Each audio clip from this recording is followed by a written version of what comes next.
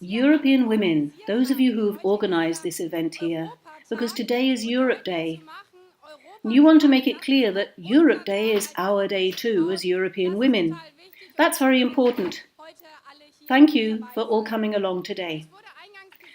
As someone said at the beginning, Europa, the mythical name, is like a manifesto for this European Union because it's clear that the core of our solidarity is feminine.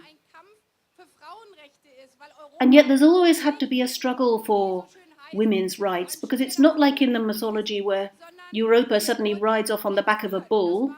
No, she was abducted. Basically, this was child abuse.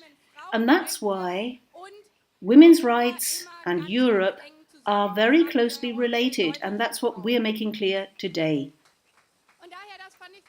So I thought it was wonderful that someone described the metaphor and said Europa would have posted Me Too these days, and Europa would have posted Charlie Protest. And if we look at Poland, where Polish women are going onto the streets to defend their right to determine their own lives, and they have to keep doing so. So we say here from Berlin, solidarity with all those women in Poland who are fighting together for our women's rights. Europa wouldn't have just posted Me Too and Charlie Protest. Europa would also have posted No estás sola. We're talking about women in Spain, where there's been an appalling judgment in court in response to a collective rape. So we stand here in solidarity with all those women in Spain who are marching for women's rights and against domestic violence against women.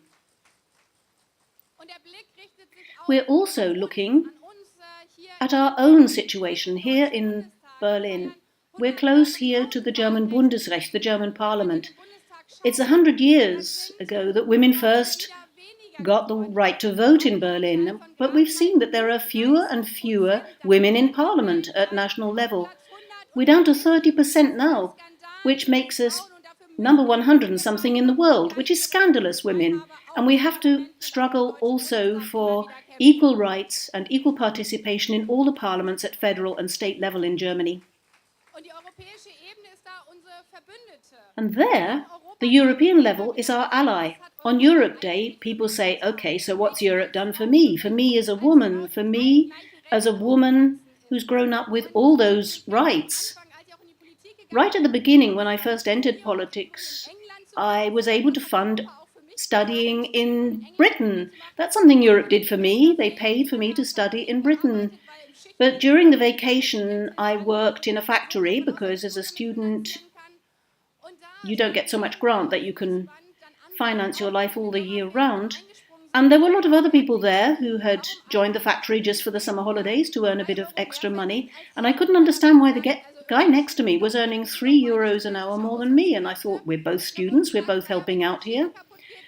I asked why, and I was told, but he can mend the machine if it breaks down. Now, I happen to know this guy. Once we got stuck in a car that broke down, and it was me that changed the tyres, not him. And nobody asked him beforehand whether he was able to operate the machine or not. Automatically, it was assumed 20 years ago that a woman should get less money for that reason. And that's a scandal which still continues today. Wage discrimination, not just between different professions, but also for the same job. So thank you for that banner there that says equal pay for equal work, because that is another struggle for women's rights across Europe.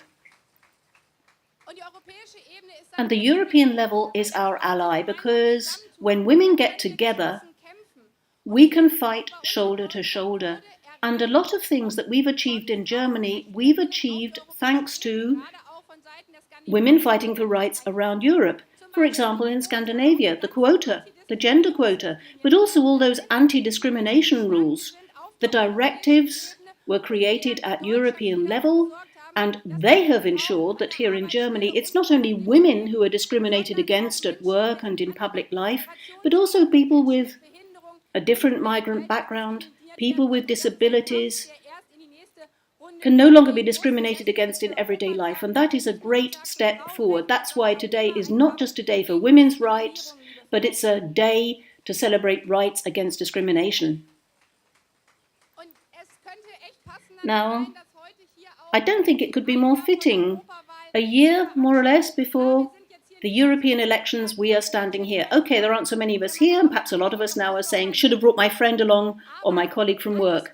But everything that grows starts small. We know that from Pulse of Europe as well. We need to make that clear over the next 12 months, that the European elections are also decisive for women all over Europe.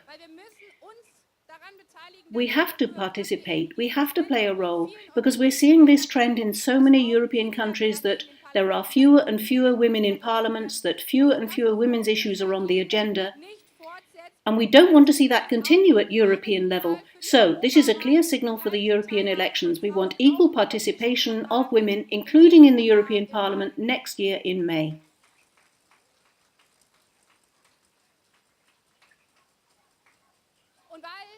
And because this isn't just an issue for women, so thank you for saying that right at the beginning so clearly. There are so many countries within the European Union, but also outside the European Union, where women's rights are increasingly under pressure, whether it's Russia, Turkey, the attitude of the American president in the United States.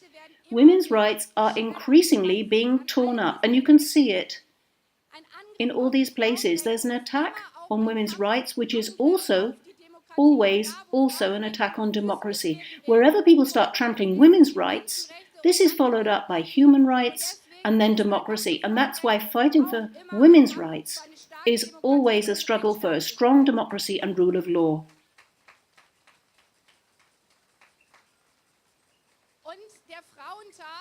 And Women's Day, which was a few weeks ago, sometimes people think it's degenerating into a kind of St. Valentine's Day, but it's important to remember that it was a day for women's struggle. None of women's rights fell from heaven.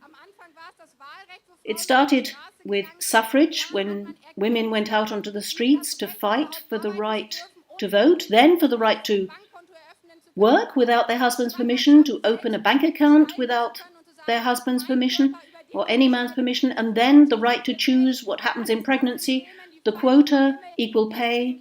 None of that falls like manna from heaven, so let's carry on struggling for those equal rights for women so our daughters don't need to wait 100 years for the next great leap forward. We want this to happen in the next few years. So we need strong women, strong Europe, and let's begin.